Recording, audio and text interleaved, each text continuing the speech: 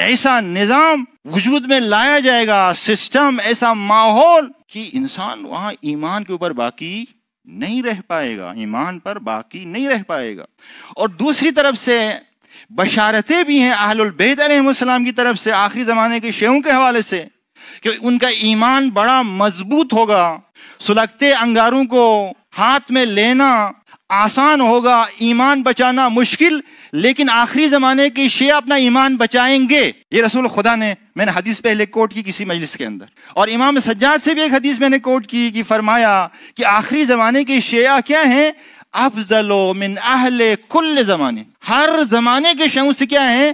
افضل۔ اب ان احادیث کی روشنی میں اور ادھر سے دشمن کی جو سرگرمیاں ہیں ان سب کی روشنی میں کون سے شیعہ ان کا ایمان محفوظ رہے گا؟ ان شیعوں کا ایمان محفوظ رہے گا جنہوں نے اپنے آپ کو مرجعیت سے جوڑ کر رکھا۔ اللہ اکبر یا رسول اللہ،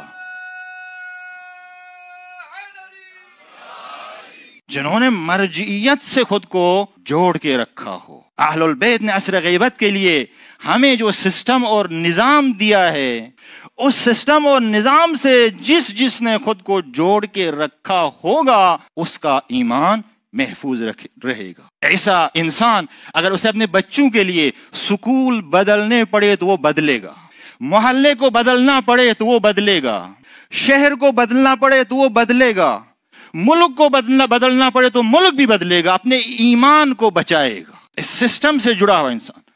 لیکن اگر کوئی سسٹم سے نہ جڑا ہوا ہو تو وہ اس اینچی ظہور سسٹم کے اندر ہضم ہو جائے گا۔ ہضم، اس کی مثال ایسی ہے جیسے ایک ریوڑ ہو بغیر چرواہے کے، کوئی بکری اس طرف نکل جائے گی، کوئی اس طرف نکل جائے گی، کسی کو بیڑیا آ کے کھا جائے گا، کسی کو کچھ، دشمن کا کیا ہو جائے گا؟ وہ شکار ہو جائے گا، دشمن کیپچر، ہضم ہو جائے گا۔ ہضم، اس سسٹم کے اندر نمک جس طرح سے کھانے کے اندر حل ہو جاتا ہے، یہ بھی اس سسٹم کے اندر حل ہو جائے گا، حل۔ اور بعض روایتیں چونکا دینے والی ہیں سفیانی کے حوالے سے، جو میں نے پچھلی مجالس کے اندر ذکر کیا سفیانی کا، اس کے لشکر کا ذکر، کیونکہ سفیانی فریب اور دھوکے کے لباس میں آئے گا۔ فریب اور دھوکے روایات کے اندر ہیں کہ بہت سارے شیعہ سفیانی کے لشکر میں ہوں گے، نہ صرف شیعہ، علماء کا ذکر ہے، سوچنے اور غور کرنے کی بات۔